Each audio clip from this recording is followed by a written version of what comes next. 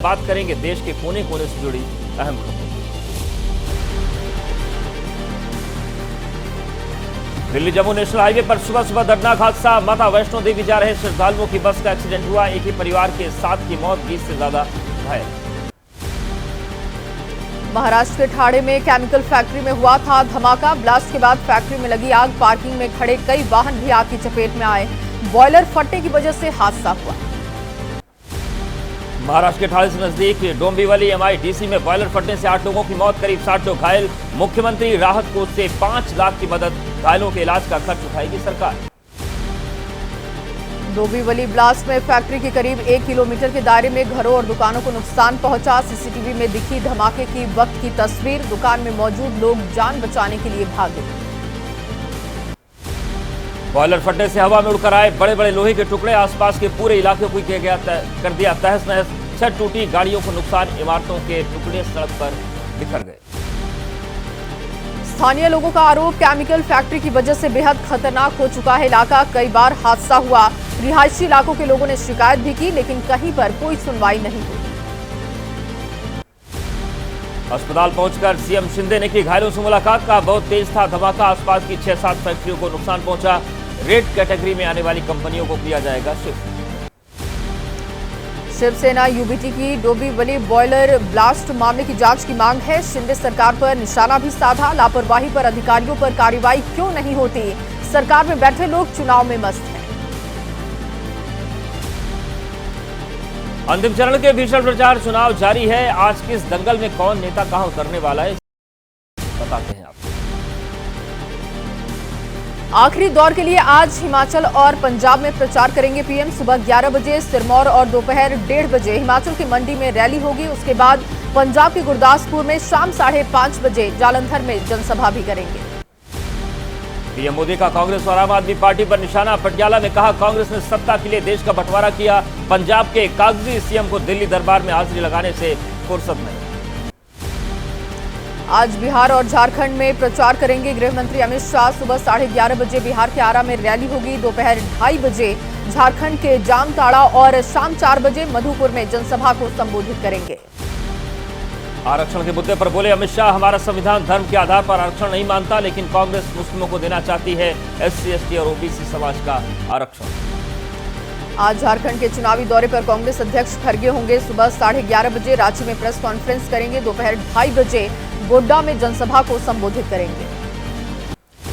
आज यूपी के महाराजगंज, कुशीनगर, देवरिया, बांसगांव और गोरखपुर में जनसभाएं करेंगे CM योगी। सुबह 11:35 पर महाराजगंज में भरेंगे हुंकार। शाम 4:15 पर गोरखपुर में जनसभा। आजमगढ़ में MP के CM मोहन यादव ने प्रचार किया। BJP प्रत्याशी निरहुआ ने कांग्रेस और SP के खत्म होने का दावा भी किया। कहा, हारते हैं तो EVM पर लगाते हैं आरोप। बिहार के बक्सर में BSP अध्यक्ष मायावती ने किया दावा, BSP के दबाव की वजह से आज तक नहीं खत्म हुआ आरक्षण। दोगली नीतियों की वजह से कांग्रेस सत्ता से बाहर हो गई। कांग्रेस महासचिव जयराम रमेश चंडीगढ़ में आज प्रेस कॉन्फ्रेंस को संबोधित करेंगे। दोपहर 12:30 बजे प्रेस क्लब में वो प्रेस वार्ता करेंगे। चुनाव को लेकर रखेंगे पार्टी का पक्ष। 8 राज्यों के 58 सीट के लिए कल होगा मतदान। वोटिंग को देखते हुए सुरक्षा के पुख्ता इंतजाम। दिल्ली के कई इलाकों में सुरक्षा बलों ने किया फ्लैग और फुट मार्च। दिल्ली में 1,52 लाख मतदाताओं में 52 लाख वोटर्स पहली बार करेंगे मताधिकार का इस्तेमाल। वोटिंग सेंटर्स पर गर्मी से निपटने के पूरे इंतजाम है। पैरामेडिकल स्टाफ की भी तैनाती।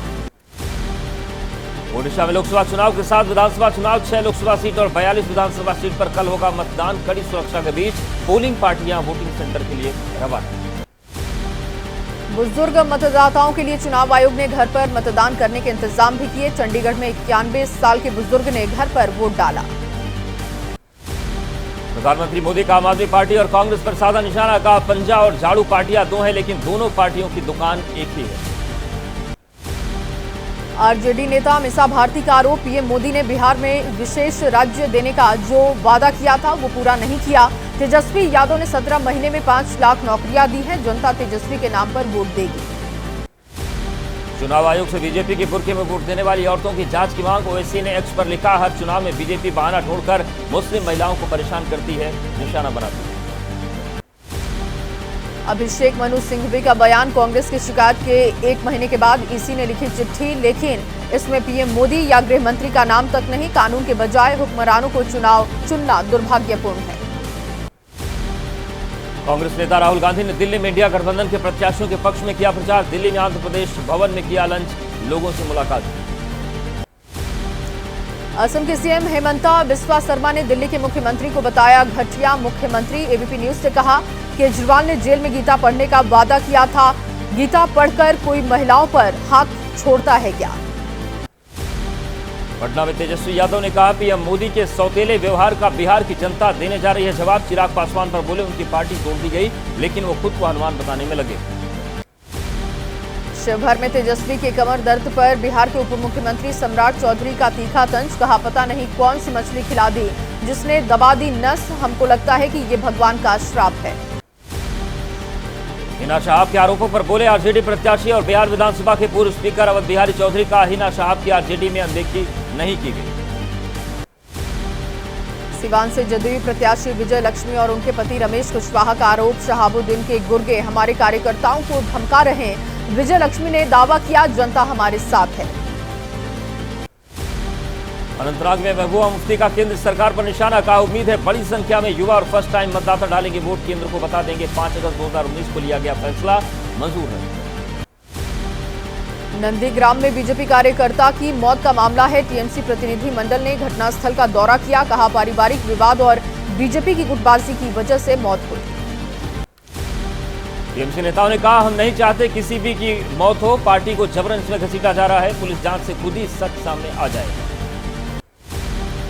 बीजेपी नेता शुभेंदु अधिकारी ने अस्पताल में घायलों से मुलाकात भी की। नंदीग्राम में कुछ बीजेपी कार्यकर्ताओं के घर पर हमला हुआ था। उपद्रवियों के हमले में महिला की हुई थी मौत। नंदीग्राम की घटना पर कांग्रेस नेता अधीर रंजन चौधरी ने मांग की, मामले में कड़ी कार्रवाई करे चुनाव आयोग। टीएमसी सरकार बनने के बाद से राज्य की कानून व्यवस्था खराब। बिहार के छपरा में काबू में हालात हैं। पुलिस इलाके में कर रही है कैंप। सारण जिले में इंटरनेट सेवा भी बंद है। 25 मई तक इंटरनेट सेवा बंद रखने का फैसला। छपरा फायरिंग मामले पर चिराग पासवान ने कहा, लोकतंत्र का महापर्व है, चुनाव सकारात्मक रखनी चाहिए, चुनावी प्रतिस्पर्धा, आरोपियों को चिन्हित कर होनी चाहिए कार्रवाई। छपरा फायरिंग मामले पर बिहार के उप मुख्यमंत्री सम्राट चौधरी ने आरजेडी पर निशाना साधा। कहा, ये गुंडागर्दी करने वाला जो परिवार है उसके खिलाफ तो जांच होगी। आरजेडी प्रत्याशी रोहिणी आचार्य के साथ राबड़ी देवी के बॉडीगार्ड होने का आरोप। बिहार पुलिस की स्पेशल टीम ने राबड़ी देवी के आवास पर पहुंचकर जांच की। 9 सेकंड न्यूज में रुख करते हैं राजनीति से जुड़ी कुछ और अहम खबरों।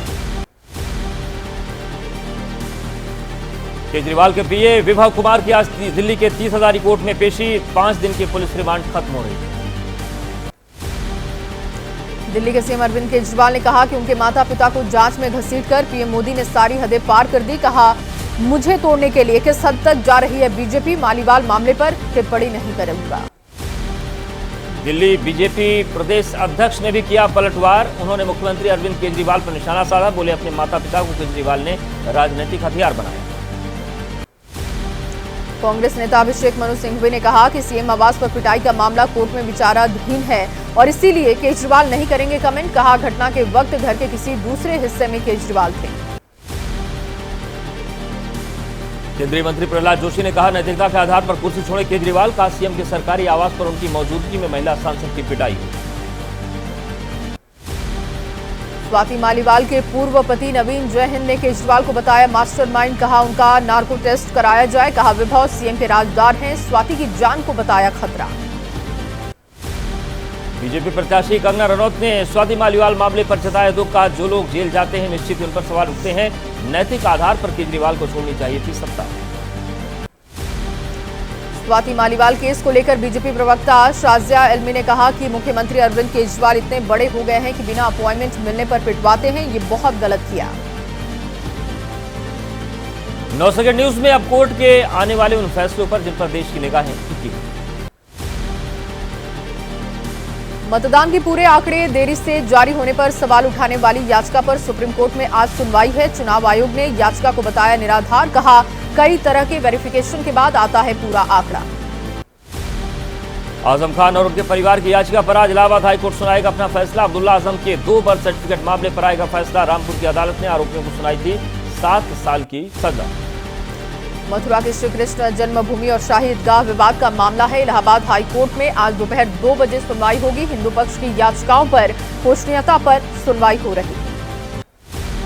माफिया अतीक अहमद और उसके भाई अशरफ हत्याकांड को लेकर जिला कोर्ट में आज सुनवाई। फास्ट ट्रैक कोर्ट में शुरू हुआ मुकदमे का ट्रायल। अदालत में दर्ज होगा मुकदमे के पहले गवाह का बयान। छत्तीसगढ़ में कोयला घोटाला केस में ईओडब्ल्यू को रानू साहू और सौम्या चौरसिया की मिली है रिमांड। ईओडब्ल्यू को 5 दिन की रिमांड मिली है। 27 मई तक दोनों से कोयला घोटाले में पूछताछ होगी। बड़ी खबर, केदारनाथ में हेलीकॉप्टर में तकनीकी खराबी की खबर सामने आ रही है। हेलीपैड से 100 मीटर की दूरी पर इमरजेंसी लैंडिंग कराई गई है हेलीकॉप्टर की, और हेलीकॉप्टर में पायलट सहित 6 यात्री सवार थे। आपको बताएं कि इमरजेंसी लैंडिंग कराई गई है, कोई तकनीकी खामी बताई जा रही है। पूरी खबर आपको बताएंगे। फिलहाल बड़ी खबर आपको बता रहे हैं, केदारनाथ में ये देखिए तस्वीरें भी सामने आ चुकी हैं। केदारनाथ में हेलीकॉप्टर में तकनीकी खराबी की वजह से हेलीपैड से 100 मीटर की दूरी पर इमरजेंसी लैंडिंग कराई गई है, जिसमें 6 यात्री सवार थे। तो तस्वीरें केदारनाथ की है, जहां पर हेली सर्विस चलती है फाटा से केदारनाथ तक, और हमारे सहयोगी संजय त्रिपाठी जुड़ गए हैं। संजय, क्या जानकारी मिल रही है, किस तरीके की खराबी थी, फिलहाल क्या स्थिति है? देखिए उदेश, केदारनाथ की यात्रा करने जो लोग आते हैं उनमें बहुत सारे लोग ऐसे होते हैं जो पैदल यात्रा या खच्चर के जरिए यात्रा नहीं कर पाते हैं। उनके लिए सरकार हेली सर्विसेज ऑपरेट करती है।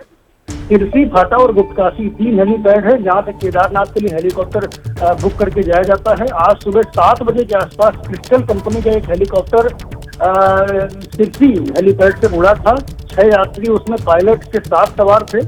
इन सभी को लेकर के वो केदारनाथ के हेलीपैड पर जा रहा था, लेकिन कुछ तकनीकी खराबी हो गई, जिसके चलते 100 मीटर पहले जहां हेलीपैड बना है केदारनाथ के यात्रियों के लिए, उससे 100 मीटर पहले एक खुले इलाके में उसको इमरजेंसी लैंडिंग करनी पड़ी। ये गनीमत रही कि किसी भी यात्री को कोई दिक्कत नहीं आई, कोई परेशानी पेश नहीं आई। सभी 6 लोग सुरक्षित हैं। बहरहाल तकनीकी कारणों की जांच की जा रही है। इसके अलावा ये भी देखा जा रहा है कि आखिरकार ये इमरजेंसी की नौबत क्यों आई, हेली सर्विसेज क्यों प्रभावित हुई, क्यों दिक्कत आई। इन सबकी जांच जो उकाडा है, जो संस्था है उत्तराखंड सरकार की, उसको करने के लिए मुख्यमंत्री पुष्कर सिंह धामी ने कहा है। उन्होंने पूरी घटना को बेहद गंभीरता से लिया है और कहा है यात्रियों की जान से कोई खिलवाड़ नहीं होगा। किसी भी तरह की जो तकनीकी कमियां हैं उनको दूर किया जाए, और उसकी पूरी रिपोर्ट भी उन्होंने तलब की है। बड़ी खबर आ रही है, उसका रुख कर लेते हैं। दिल्ली जम्मू एनएच पर भीषण हादसा हुआ है। मिनी बस ने ट्रक में पीछे से टक्कर मार दी और हादसे में एक ही परिवार के 7 लोगों की जान चली गई। हादसे में 20 से अधिक लोग घायल हुए हैं और ये सभी लोग वैष्णो देवी दर्शन करने के लिए जा रहे थे। और देखिए तस्वीरें भी आपको दिखा रहे हैं जिस वक्त ये हादसा हुआ उसके बाद की तस्वीरें, और वहां पर राहत बचाव की टीम पहुंची। स्थानीय जो लोग थे वो भी मदद के लिए आगे बढ़े। बताया जा रहा है कि परिवार वैष्णो देवी दर्शन के लिए जा रहा था और उसी वक्त हादसे का शिकार हो गया। मिनी बस ने ट्रक में पीछे से टक्कर मारी और हादसे में 20 से अधिक लोग घायल हुए हैं। हादसे में एक ही परिवार के 7 लोगों की मौत हो गई है।